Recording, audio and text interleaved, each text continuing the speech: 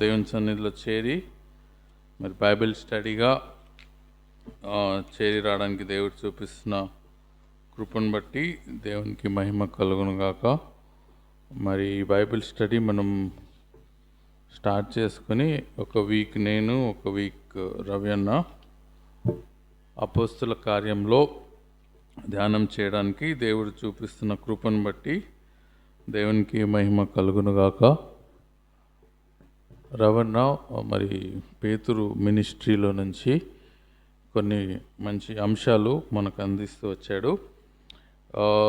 నేను passage study చేయాలని ఆశిస్తున్నాను. లాస్ట్ టైం మనం 12 నుంచి 14 వచనాలు ప్యాసేజ్ స్టడీ చేశాం. తర్వాత ఒక వారం మరి కాలము సమయములు తండ్రి స్వాధీనంలో ఉన్నవని, అపోస్తల కార్యం చరిత్ర గ్రంథం కనుక చరిత్రలో నుండి మరి నోవహు, షేము, హాము, యాఫెతులో నుంచి వచ్చిన ప్రజలు మరి దేవుని ప్రణాళిక ఏంటి, దేవుని కాలం ఏంటిదని మనం లాస్ట్ వీక్ చూసుకున్నాం.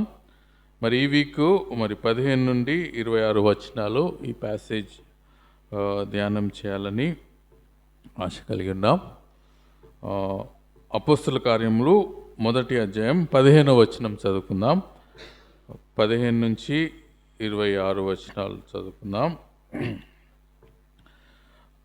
ఆ కాలమందు ఇంచుమించు 120 మంది సహోదరులు కూడి ఉండగా పేతురు వారి మధ్య నిలిచి ఇట్లనెను, సహోదరులారా,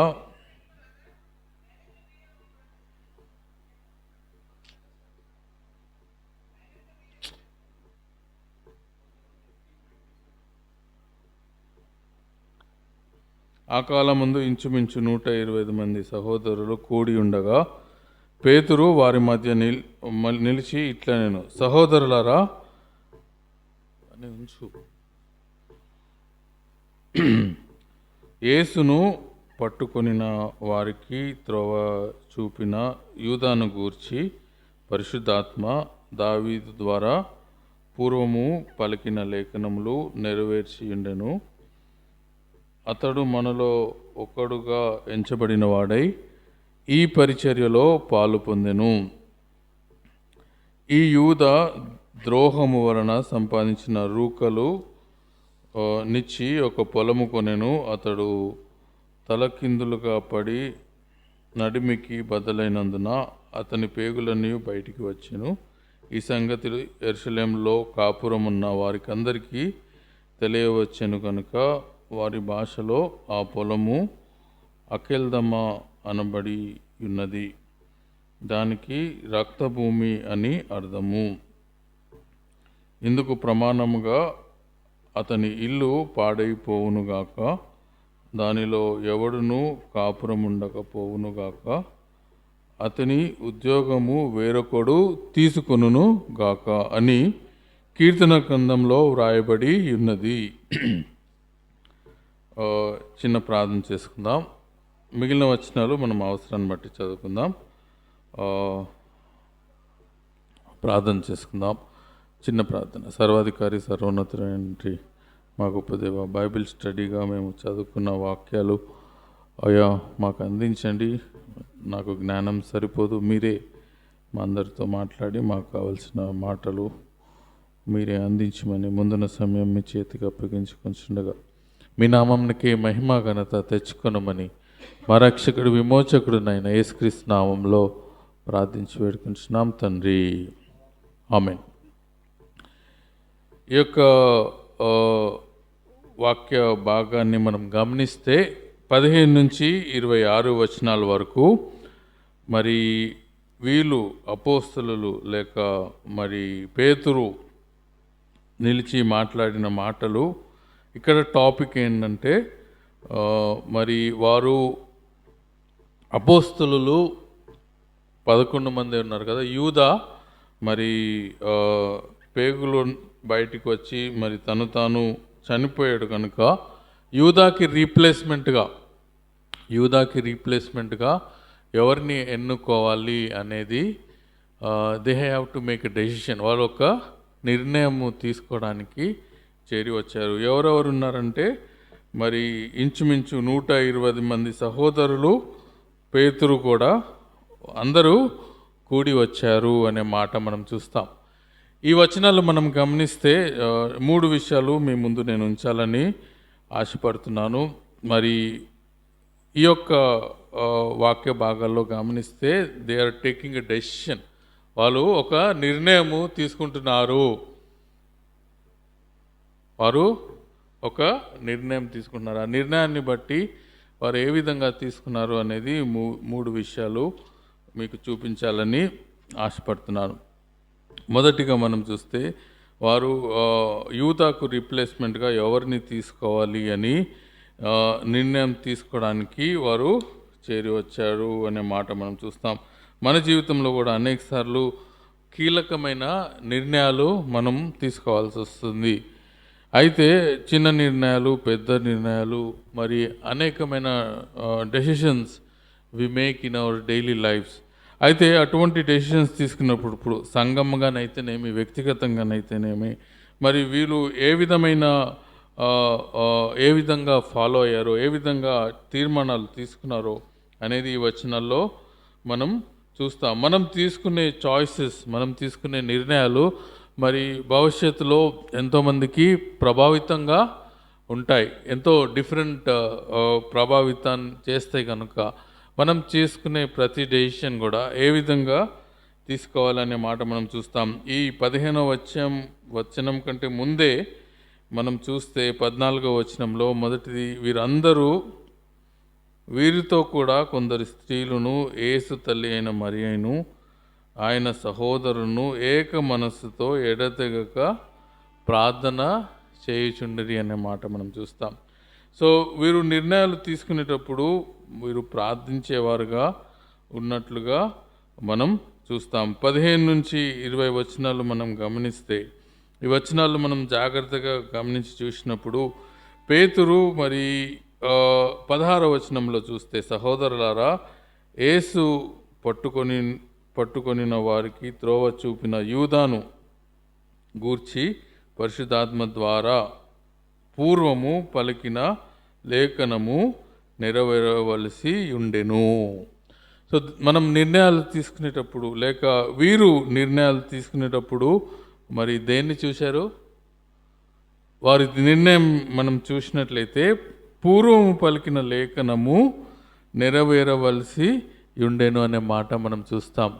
they took decisions according to the word of God. దేవుని వాక్యాన్ని ఆధారం చేసుకొని వారు నిర్ణయాలు తీసుకున్నారు. దేవుని వాక్యంలో రాయబడింది. అక్కడ మనం చూస్తే కీర్తనల గ్రంథంలో అవి రాయబడిన మాటలు మనం చూడొచ్చు. కీర్తనల గ్రంథంలో మరి 20-21 వచనంలో మనం చూస్తే అవి కీర్తన గ్రంథంలో రాయబడి ఉన్న మాటలే. మరి ఆ లేఖనాలని ఎత్తిపట్టి మరి అపోస్తలుడైన పౌలు ఇక్కడ మాట్లాడుతున్నట్లుగా మనం చూస్తాం. అవి కీర్తన గ్రంథంలో రాయబడిన మాటలు. వచనం తర్వాత చూపిస్తాను. ఆ మాటలు ఎత్తిపట్టి 20వ అధ్యాయంలో మనం చూస్తే, అతని ఇల్లు పాడైపోవునుగాక, దానిలో ఎవడునూ కాపురం ఉండకపోవునుగాక, అతని ఉద్యోగము వేరొకడు తీసుకొనుగాక అని కీర్తనల గ్రంథంలో రాయబడి ఉన్నదనే మాట మనం చూస్తాం. రాయబడిన ఈ మాటను మరి అపోస్తలుడైన పేతురు దేవుని వాక్యాన్ని ఎత్తి, దేవుని వాక్యంలో ఇలా రాయబడింది, మనం ఏం చేద్దాం అని నిర్ణయాన్ని తీసుకునే ముందు మరి దేవుని వాక్యాన్ని ఆధారం చేసుకొని నిర్ణయం తీసుకున్నట్లుగా మనం చూస్తాం. అతని ఉద్యోగము వేరొకడు తీసుకొనెను అనే మాట మనం చూస్తాం. ఇది యూదా గురించి రాయబడిన మాటలని పేతురు గ్రహించి, మరి యూదా మరి మన మధ్యలో లేడు కనుక యూదాకి బదులుగా అతని ఉద్యోగము వేరొకడు తీసుకొనును అని వ్రాయబడింది కనుక ఇంకొకరిని ఎవరిని ఏర్పాటు చేసుకుందామని వీరు దేవుని వాక్యాన్ని ఆధారంగా మరి నిర్ణయం తీసుకున్నట్లుగా చూస్తున్నాం.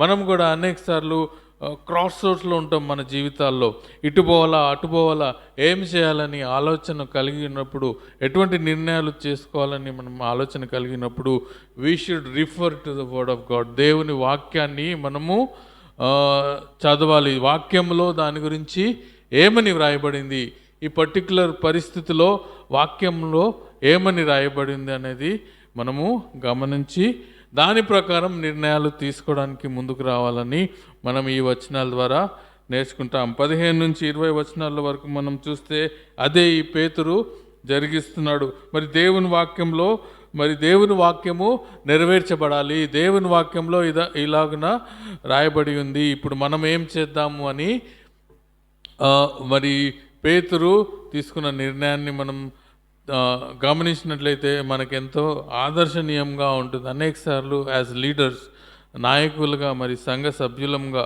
మనం తీసుకునే నిర్ణయాలు దేవుని వాక్యానికి ప్రకారంగా ఉండాలి అని మనం చూస్తున్నాం. సామెతల గ్రంథంలో మనకు తెలిసిన వచనమే కదా, నీ స్వబుద్ధిని ఆధారం చేసుకునక నీ పూర్ణ హృదయంతో యెహోవా యందు నమ్మిక ఉంచుము అనే మాట మనం చూస్తాం. మనం తీసుకునే నిర్ణయాల్లో మన స్వబుద్ధి లేక మన సొంత నిర్ణయాలు కాదు. మనం చూస్తే ఇంకొక వచనం కూడా, నీ ప్రవర్తన అంతటి యందు ఆయన అధికారంనకు ఒప్పుకొనుము అనే మాట మనం సామెతల గ్రంథంలో చూస్తాం.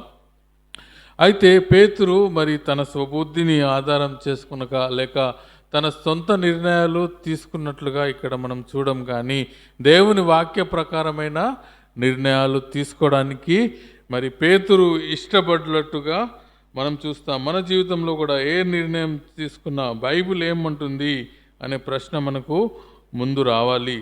దేవుని వాక్యం ఏం చెప్తుంది దీని విషయంలో అనేది మనం గమనించి మనం నిర్ణయాలు తీసుకున్నట్లయితే మరి భవిష్యత్తులో మన నిర్ణయాలు స్థిరపడతాయి, అనేకులకు ఉపయోగపడేలాగా ఉంటాయి అన్నది మొదటిది మనం చూస్తాం. మొదటి విషయం ఏంటంటే మన నిర్ణయాలు వాక్య ప్రకారంగా ఉండాలి.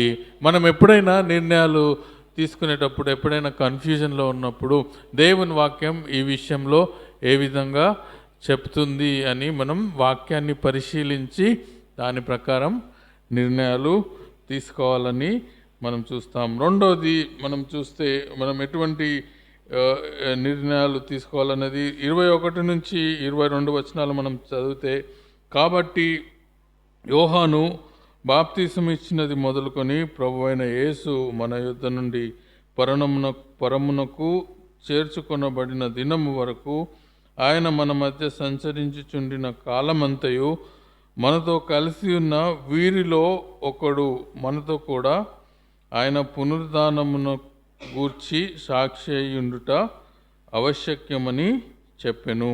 అప్పుడు వారు యూస్తు అను మారు పేరు గల బరబ్బా అనబడిన యోసేపు, మత్తియా అను ఇద్దరిని నిలవబెట్టి ఇట్లని ప్రార్థన చేసిరి, అందరి హృదయములను ఎరిగి ఉన్న ప్రభువా, తన చోటికి పోవుటకు యూదా తప్పిపోయి పోగొట్టుకొనిన ఈ పరిచర్యలో అపోస్తలత్వములోను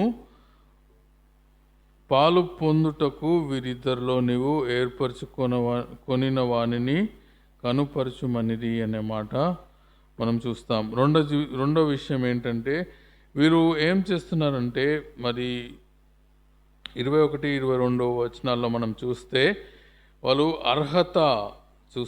అర్హతలు చూస్తున్నారు.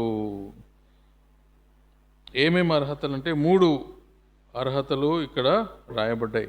21-22 వచనంలో మనం చూస్తే, యోహాను బాప్తిసం ఇచ్చినది మొదలుకొని ప్రభువైన యేసు మన యుద్ధ నుండి పరమునకు చేర్చుకొనబడిన దినం వరకు ఆయన మధ్య సంచరించుచుండిన కాలమంతయు మనతో కలిసి ఉన్న వీరిలో ఒకడు. ఓకే, ఫస్ట్ థింగ్ ఏంటంటే వారితో కలిసి ఉన్నవాడు, whoever is available with them. మొదటిది మనం చూస్తే అవైలబిలిటీ. వీరు దేవుని వాక్య ప్రకారమైన అర్హతలను వీరు చూస్తున్నారు. మనతో ఉండిన వారు అనే మాట, మనతో కలిసి ఉన్నవారు అనేది చూస్తున్నాం. రెండవది మనతో కూడా ఆయన పునరుద్ధానం గూర్చి సాక్షి అయి ఉన్నవారు అనే మాట మనం చూస్తున్నాం. సో ఈ 2 క్వాలిఫికేషన్ లేక స్థిరమైన ఆయన పునరుద్ధానానికి సాక్షిగా ఉన్నవారు, స్థిరమైన విశ్వాసము కలిగిన వారిని వీరు చూస్తున్నట్లుగా ఇక్కడ మనం చూస్తున్నాం. మొదటి నుండి ఆఖరి వరకు స్థిరంగా 3 విషయాలు మనం నేర్చుకోవచ్చు. మొదటిది, వీరు అవైలబుల్గా ఉన్నారు. యోహాను బాప్తిసం ఇచ్చినది మొదలుకొని యేసుక్రీస్తు పరనమునకు చేర్చబడు వరకు వీరు యేసుక్రీస్తు శిష్యులతో కూడా ఉన్నవారిగా ఉండాలి. దే షుడ్ బి దేర్, ఉన్నవారిగా ఉండాలి. రెండోది మనం చూస్తే వారు మరి యేసుక్రీస్తు పునరుద్ధానం గురించి సాక్షిగా ఉండాలి అనే మాట మనం చూస్తాం. మూడోది మనకి ఆబ్వియస్గా అర్థమయ్యేది ఏంటంటే వారు స్థిరంగా ఉన్నారు, విశ్వాసంలో స్థిరంగా ఉన్నారు, సాక్ష్యంలో స్థిరంగా ఉన్నవారని మాట మనం చూస్తాం. ఇంకొక విషయం మనం గమనించింది ఏంటంటే మరి వీరిద్దరు కూడా యూస్తు కానీ మత్తీయ కానీ వీరు ముందుకు వచ్చి నన్ను సెలెక్ట్ చేసుకోండి అని వారు అడగలేదండి. అడిగినట్లు మనం ఇక్కడ చూడం. ఇప్పుడు అపోస్తలులు ఒకరు తక్కువ పడ్డారు కనుక మేము యేసుక్రీస్తుతో ముందు నుంచి ఉన్నాము, మరి ఇన్ని సంవత్సరాలు యేసుక్రీస్తుతో కూడా మేము ఉన్నామని చెప్పి యూస్తు కానీ మరి మత్తీయ కానీ ముందుకు వచ్చి పేతురుతో అనలేదు, పేతురుని వారు అడగలేదు అనే విషయాలు మనం ఇక్కడ గమనించాలి. పేతురే లేక పేతురు శిష్యులే, అక్కడున్న అపోస్తలులే మరి వారు వెతికినప్పుడు మొదటి నుంచి ఈ అర్హత కలిగిన వారు ఎవరు ఉన్నారు అని వారు వెతికినప్పుడు వారికి వీరిద్దరూ అర్హులుగా కనిపించినట్లుగా మనం చూస్తాం.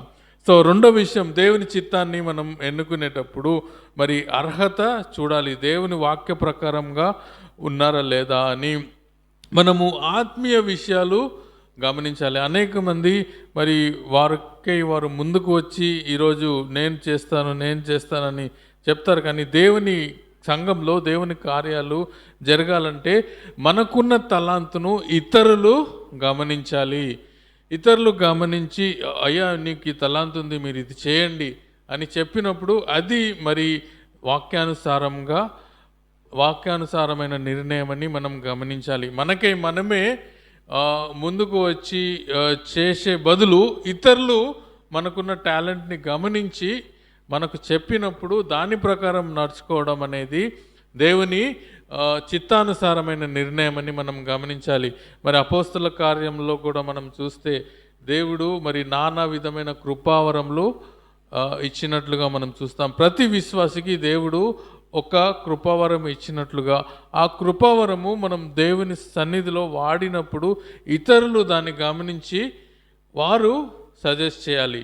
నువ్వు మంచిగా పాటలు పాడతావు కనుక మీరు నడిపించండి, లేక మీరు మంచిగా వాక్యం చెప్తారు కనుక, లేక మీరు మంచిగా ప్రార్థన చేస్తారు కనుక, మనకున్న తలాంతును ఇతరులు గ్రహించి మనం చెప్పి మనల్ని ఎన్నుకొనినప్పుడు అది దైవచిత్తమైన నిర్ణయమని గమనించాలి. మనము ముందుకు వచ్చి నిర్ణయాలు తీసుకునడం కంటే మరి ఇతరులు మనకున్న వరాన్ని గమనించినప్పుడు దాన్ని ప్రకారం మనం నిర్ణయం తీసుకొనడం అనేది ఇక్కడ పేతురు మరి ఇతర అపోస్తలులు చేసిన విషయం అని మనం చూస్తాం. మరొకటి ఏంటంటే మరి యూస్తు కానీ మత్తీయ కానీ వారు ముందుకు వచ్చి మమ్మల్ని సెలెక్ట్ చేసుకొని మరి అడగలేదు, కానీ పేతురు అపోస్తలులే వారిని సెలెక్ట్ చేసినట్లుగా మనం చూస్తున్నాం. సో సంఘంలో కానీ మన వ్యక్తిగత జీవితాల్లో కానీ మన యొక్క బలహీనతలు మన యొక్క బలాలు ఇతరులకు ఎక్కువగా తెలుస్తాయి కనుక ఇతరులు మనకిచ్చే సలహాను బట్టి, ఇతరులు మన యొక్క తలాంతును బట్టి వారు చెప్పే విషయాలను మనం గమనించి దాని ప్రకారం నిర్ణయాలు తీసుకుంటే అవి ఎంతో మంచిగా ఉంటాయి. అనేక సార్లు మనము ఉత్తీర్ణులమని అనుకుంటాం, కానీ ఇతరులు ఇచ్చే ఫీడ్బ్యాక్, కార్పొరేట్ వరల్డ్లో మనం చూస్తే ఫీడ్బ్యాక్ అనే సిస్టమ్ ఉంటుంది. వారు ఏంటంటే నేను ఎలా చేస్తున్నాననే ఫీడ్బ్యాక్ తీసుకుంటారు. ఆ ఫీడ్బ్యాక్ ప్రకారం మరి నిర్ణయాలు తీసుకుంటారు, డెసిషన్స్ తీసుకుంటారు. కనుక మనము దేవుని సన్నిధిలో వేచి ఉండాలి. ఇతరులు మనం కలిగిన కృపావరం గురించి ఏమి చెప్తున్నారో దాన్ని వేచి ఉండి దాని ప్రకారం నిర్ణయాలు తీసుకుంటే దేవునికి మహిమకరమైన నిర్ణయాలు మనము తీసుకొనగలుగుతామని రెండో విషయము మనము యొక్క 21-22 వచనాల్లో మనము గమనించవచ్చు. అదేవిధంగా మరి చిన్న విషయాల్లో నమ్మకమైన వాడుగా ఉన్నవారిని దేవుడు ఎన్నుకుంటాడు. అది విశ్వాసానికి ముఖ్యమైన అర్హత. వీరందరూ నమ్మకస్తులుగా కనబడ్డారు. అంతేకాకుండా సాక్ష్యం ఇచ్చేవారుగా 3 విషయాలు ఇక్కడ చూసాం. మరి యేసుక్రీస్తుతో కూడా యోహాను బాప్తిసమునిచ్చినది మొదలుకొని ప్రభువుతో వీరు ఉన్నవారుగా ఉన్నారు. తర్వాత రెండవది మనం చూస్తే యేసుక్రీస్తు గురించి సాక్ష్యం ఇచ్చేవారుగా ఉన్నారు. మూడవది మనం గమనిస్తే వారు స్థిరులుగా ఉన్నారు.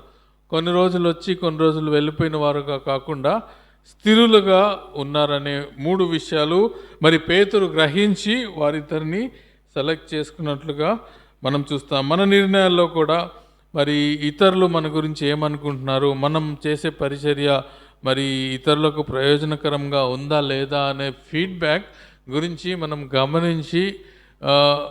గమనించి దాని ప్రకారం మనం నిర్ణయాలు తీసుకుంటే మరి దేవునికి మహిమకరమైన నిర్ణయాలు తీసుకొనగలుగుతామనే మాట మనం చూస్తాం. అయితే మనము విశ్వాసంలో ఎలా ఉన్నాము, దేవునిలో మరి పేతురు అపోస్తలులు వాళ్ళిద్దరిని ఎన్నుకున్న విధంగా మన జీవితంలో కూడా సంఘ జీవితంలో కూడా దేవునికి నమ్మకంగా ఉన్నామా? ఈ 3 విషయాలు మన జీవితాల్లో ఉన్నాయా ఒకసారి మనం గమనించాలి. Are we available to God? మరి దేవుని యొక్క పరిచర్యలో మరి వీరిద్దరు యూస్తు మత్తయ్య అయితే దేవర్ అవైలబుల్. వారు మరి దేవునితో కూడా దేవుని వెంబడించడంలో యేసుక్రీస్తుతో కూడా వీరు యోహాను బాప్తిసం ఇచ్చినది మొదలుకొని మరి కలిసి ఉన్నవారు అనే మాట మనం చూస్తాం. మనం కూడా మరి దేవుని పరిచర్యలో కలిసి ఉన్నామా లేదా అనేది మనం గమనించాలి. రెండవది మరి ఆయన కొరకు సాక్షిగా ఉన్నామా లేదా? యూస్తు మత్తయి ఇద్దరు అయితే దేవుని కొరకు సాక్షిగా ఉన్నట్లుగా మనం చూస్తాం. మూడవది మనం గమనించినట్లయితే వారు స్థిరంగా ఉన్నారు, మధ్యలో వచ్చి ఆగిపోయినట్లుగా మనం చూడం. కాలమంతయు సంచరించిన కాలమంతయు వారు యేసుక్రీస్తుతో కూడా ఉన్నారు. ఆ కాలమంతా కూడా వారు స్థిరంగా యేసుక్రీస్తులో విశ్వాసముతో మరి యేసుక్రీస్తుని వెంబడించిన వారుగా ఉన్నారు. మన జీవితాల్లో కూడా ఈ 3 లక్షణాలు ఉన్నాయా? మత్తయికి యూస్తుకు కలిగిన ఈ 3 లక్షణాలు దేవునికి అవైలబుల్గా ఉండడం, ఆయనతో కూడా ఉండడం, ఆయనతో ఆయన శిష్యులతో కలిసి ఉండి పరిచర్యలో పాలు పొందడం. రెండవది సాక్షిగా ఉండడం, దేవుని గురించి సాక్షిగా ఉండడం. మూడవది దేవుని విశ్వాసంలో స్థిరంగా ఉండడం. ఈ 3 విషయాలు మనం కలిగి ఉన్నప్పుడు మన నిర్ణయాలను బట్టి దేవుడు సంతోషిస్తాడని మనం చూస్తాం. మూడవది మనం చూస్తే 23-20 నుంచి మనం గమనిస్తే 24వ వచనం మనం చూస్తే లేక 25వ వచనం, తన చోటికి పోవుటకు యూదా తప్పిపోయి పోగొట్టుకొనిన ఈ పరిచర్యలోను అపోస్తలత్వములోను పాలు పొందుటకు వీరిద్దరిలో నీవు ఏర్పరచుకున్న వారిని కనుపరచుమనిది అనే మాట మనం చూస్తాం. మీరు మూడోది ఏం చేశారంటే ప్రేయర్ చేశారండి. ప్రేయర్ చేసి యేసుక్రీస్తుని లేక దేవుని అడిగినట్లుగా మనం చూస్తాం. అంతటా వారు 26వ వచనం చూస్తే, అంతటా వారు వీరిని గూర్చి చీట్లు వేయగా మత్తీయ పేరట చీటి వచ్చెను గనుక అతడు 11 మంది అపోస్తులతో కూడా లెక్కింపబడను అనే మాట మనం చూస్తాం. 3వ పాయింట్కి వెళ్ళే ముందు ఈ 2వ పాయింట్లో ఇంకొక విషయం మనం గమనించాలి. 2 kinds ఆఫ్ పీపుల్ని మనం చూస్తున్నాం కదండి. దేవుని నిర్ణయాలు తీసుకునేటప్పుడు పేతురు ఇద్దరి 2 రకాల, ఒకటి యూదా మరి దేవుని చిత్తాన్ని చేయకుండా మరి తన ఇష్టానుసారంగా లేక గ్రీడీ డబ్బుల కొరకు ఆశపడి మరి చేసిన క్రియను మనం చూస్తాం. మరి అదే విషయం అదే ప్లేస్లో మరి మత్తీయ యూస్తును మనం గమనించినట్లయితే మరి దేవునితో కూడా ఉన్నవారు వీరు. మరి 3 విషయాలు వారిలో చూస్తున్నాం. మన జీవితం ఎలా ఉంది? అనేకసార్లు మనం విశ్వాసఘాతకులం ఏమైపోయి మరి మన పాపాన్ని ఒప్పుకోకుండా యూదా వలె మనము పాపంలోనే కొనసాగుతూ ఉంటే దేవుడు మనల్ని వాడుకొనడు అనే మాట మనం చూడాలి, గమనించాలి. మన పాపాన్ని మనం ఒప్పుకోవాలి. యూదా మరి తాను పాపం చేశాడని గ్రహింపు కలిగాడు, కానీ యేసుక్రీస్తు దగ్గరకు వచ్చి యేసయ్య నన్ను క్షమించు అని అడిగినట్లుగా మనం బైబిల్లో చూడం. తన పాపాన్ని గురించి పశ్చాత్తాపడ్డాడు, కానీ యేసయ్య దగ్గరకు వచ్చి యేసయ్య నన్ను క్షమించు, నేను తెలియకుండా మరి డబ్బుకు ఆశపడి ఇది చేశాను, దయతో నన్ను కరుణించుమని ప్రాధేయపడినట్లుగా మనం దైవ గ్రంథంలో చూడం. అదే మనం చూసినట్లయితే మన జీవితంలో ఒకవేళ మరి యేసుక్రీస్తుని మనం అంగీకరించకుండా మరి యేసుక్రీస్తుని స్వీకరించి కూడా అనేక సార్లు మన జీవితంలో నమ్ముకున్న తర్వాత యేసయ్యను అమ్ముకున్నట్లుగా మనం జీవిస్తాం. మరి యూదా ఎలాగైతే యేసయ్యని 30 వెండి నాణానికి అమ్ముకున్నాడో మన జీవితంలో కూడా మనం నమ్ముకున్న తర్వాత అనేక సార్లు యేసుక్రీస్తుని మరి యూదా వలె మరి అమ్ముకున్నట్లుగా మరి క్రైస్తత్వాన్ని we take it for granted. యేసుక్రీస్తు మరి మన కొరకు యేసుక్రీస్తుతో ఉండి కూడా మనము మరి యేసుక్రీస్తుతో ఉండి కూడా మరి యూదా ఎలాగైతే యేసుక్రీస్తుని అమ్మేశాడో మన జీవితంలో కూడా we try to use Jesus Christ, యేసుక్రీస్తుని మనం యేసుక్రీస్తు పిల్లలమే అని మనం యేసుక్రీస్తు శిష్యుడిగా ఎలా యూదా చెలామణి అయ్యాడో మనం కూడా నిజమైన విశ్వాసం, నిజమైన భక్తి లేకుండా యేసుక్రీస్తుని వెంబడించే వారంగా ఉంటాం అనేక సార్లు. అటువంటి జీవితం కాకుండా మరి దావీదు ఎలాగైతే తన పాపాన్ని ఒప్పుకుంటాడో అటువంటి క్లియర్ కాన్షియన్స్ మనం కలిగి ఉండి, మరి ఆ రోజుల్లో పరిసయ్యులు కదా వేషధారులుగా ఉన్నారు. యేసుక్రీస్తు మరి మందిరంలో పరిచర్య చేస్తూ కూడా దేవుని ఎరుగక ఉన్న పరిసయ్యుల వల్లే మనం ఉండకుండా యేసుక్రీస్తుని మన హృదయంలో కలిగి ఆయనను వెంబడించి ఆయనకు సాక్షిగా ఉండి ఆయనలో స్థిరంగా ఉండే వరంగా ఉండాలి.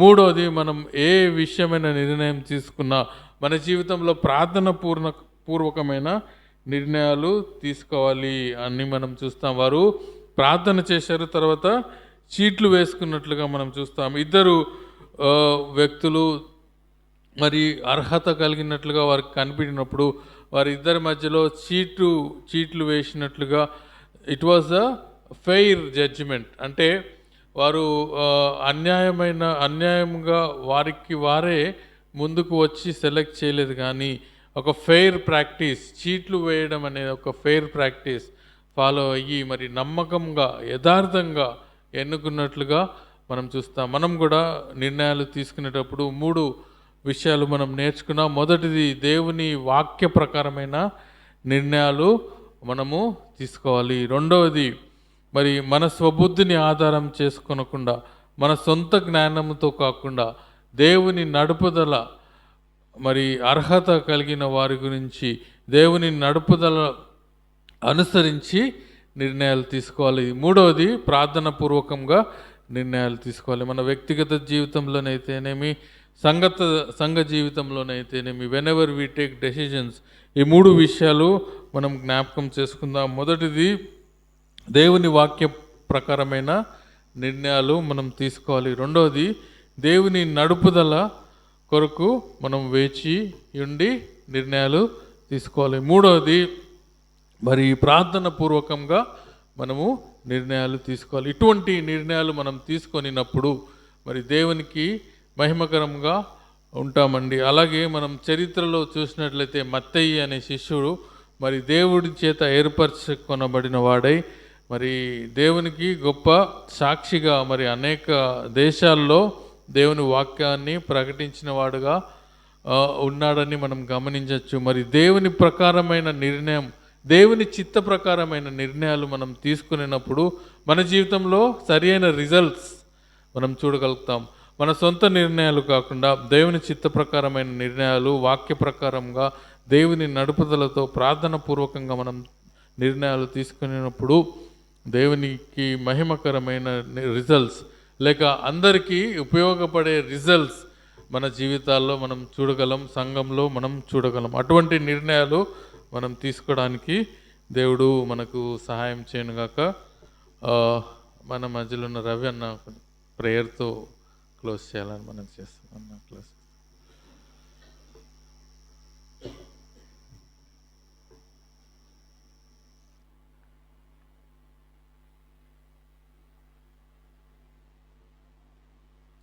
ప్రేమ స్వరూపుడు అయిన మా ప్రియ పరలోకపు తండ్రి, మీ ఘనమైన శ్రేష్టమైన నామానికి మా హృదయపూర్వకమైన వందనాలు, స్తుతులు, స్తోత్రాలు చెల్లిస్తున్నాం. మరొకసారి బైబిల్ స్టడీలో చేరి రావడానికి, మీ వాక్యం వినడానికి మీరు చూపించిన విశేషమైన కృప కనికరాన్ని బట్టి వందనాలు.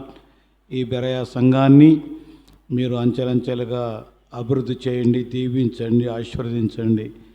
30 60 100 ఫలింపు చేయమని వేడుకుంటున్నాం. మీ దాసులు సంఘక్షేమం కోసం ఎంతో ప్రయాసపడతా ఉన్నారు. భారమైన కష్టమైన దేవ పరిస్థితులు ప్రతికూలంగా ఉన్న అన్ని కార్యక్రమాలు ఏర్పాటు చేసి సంఘానికి దీవెనకరంగా మారుస్తున్నందులకై వందనాలు.